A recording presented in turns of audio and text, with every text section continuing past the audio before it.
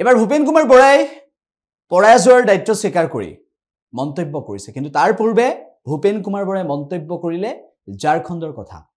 ঝাৰখণ্ডত কংগ্ৰেছ ঝাৰখণ্ড মুক্তি মৰ্চাই চৰকাৰ গঠন কৰিব এই কথাটোতে অসম প্ৰদেশ কংগ্ৰেছ কমিটিৰ সভাপতি ভূপেন বৰা সুখী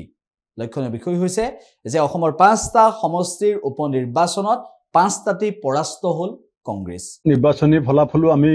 যথেষ্ট পৰিমাণে গম পাইছো আৰু গোটেই দেশৰ লগতে অসমত মিলাই প্ৰায় 15টা সমষ্টিৰ উপনিৰ্বাচনৰ ফলাফলো আমি সকলোৱে গম পাইছো মই পোনপ্ৰথমে ঝাৰখণ্ডত আমাৰ যি বিজয় তাৰ কাৰণে আমাৰ দলৰ নেতৃবৰ্গ আৰু আমাৰ মিত্ৰজোঁটৰ নেতৃবৰ্গক মই অভিনন্দন জনাইছো কৰ্ণাটকত 3খন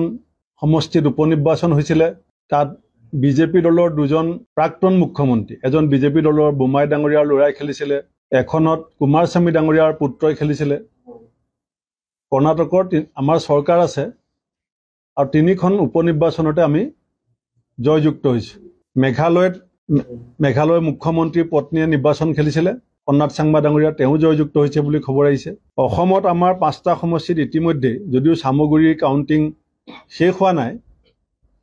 কিন্তু মই অনুমান কৰিব পাৰিছো যে সামগ্ৰীৰ ফলাফলো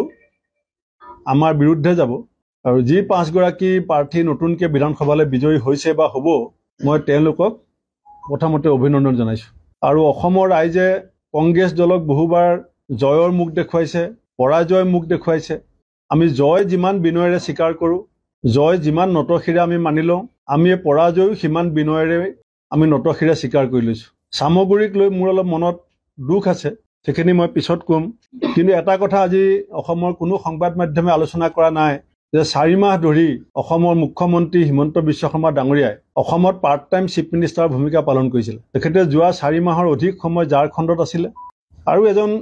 সাম্প্ৰদায়িক ৰাজনীতিৰ মাষ্টাৰমাইণ্ড হিচাপে তেখেতক ঝাৰখণ্ডত যিটো দায়িত্ব দিয়া হৈছিল সাম্প্ৰদায়িক ৰাজনৈতিক কূট কৌশলে যে ঝাৰখণ্ডত কাম নিদিলে তেখেতে যে সফল নহল আৰু একেধৰণে তেখেত তেলেংগানালৈ গৈছিল কৰ্ণাটকলৈ গৈছিল আৰু ঝাৰখণ্ডতো গৈ যিটো ৰিজাল্ট আজি ওলাইছে ইয়াৰ পৰা প্ৰমাণ হয় যে বিজেপিৰ ভাগ্য ভাল যে হিমন্ত বিশ্ব শৰ্মা ডাঙৰীয়াক মহাৰাষ্ট্ৰলৈ নপঠিয়াল মহাৰাষ্ট্ৰলৈ যোৱা হ'লেও কৰ্ণাটক তেলেংগানা ঝাৰখণ্ডৰ নিচিনাই ফলাফল বিজেপিয়ে পালেহেঁতেন আমাৰ কাৰণে অত্যন্ত সৌভাগ্যৰ কথা যে আমাৰ নেত্ৰী অল ইণ্ডিয়া কংগ্ৰেছ কমিটিৰ সাধাৰণ সম্পাদিকা প্ৰিয়ংকা গান্ধী ডাঙৰীয়ানীয়ে ৱেনাডত কেইবামুখী যুঁজত এতিয়ালৈকে যদিও সম্পূৰ্ণ ফলাফল ওলোৱা নাই প্ৰায় 4 লাখ ভোটত আগবাঢ়ি আছে আমি অসমৰ সমূহ কংগ্ৰেছ নেতা কৰ্মীৰ হৈ আমি প্ৰিয়ংকা গান্ধী ডাঙৰীয়ানীক আগতীয়াকৈ আপোনালোকৰ জৰিয়তে আমি অভিনন্দন জনাইছো মই কৈছিলোঁ কালি যে মই কিছুমান ডাটা দিম এতিয়া মই ডাটালৈকে যাব বিচৰা নাই ৰাইজে বেয়া পাব ৰাইজে ক'ব যে তেওঁ হৰাৰ পাছত আকৌ যুক্তি তৰ্কত নামিছে কিন্তু এষাৰ কথা সঁচা যে 2024 চনৰ 24 জুনত আমি যিমান ভোট পাইছিলোঁ চিডলি সমষ্টি আমাৰ কাৰণে প্ৰত্যাশিত পৰাজয় আছিলে মই আগৰ পৰা কৈ আছো কাৰণ চিডলিত আমাক ৰাইজে এতিয়াও সাংগঠনিকভাৱে আমি গা কৰিবলৈ সুযোগেই পোৱা নাই আমি